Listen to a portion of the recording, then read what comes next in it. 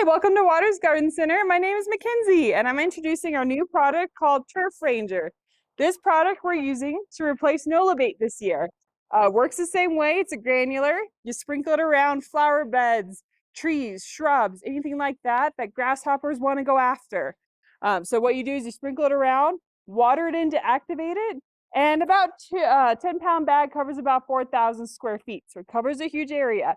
Again, it's like a poison, so it'll take out even grasshoppers, crickets, grubs, fire ants, anything like that, this product will take out. So come get this if you got grasshoppers in your yard, and please like and subscribe.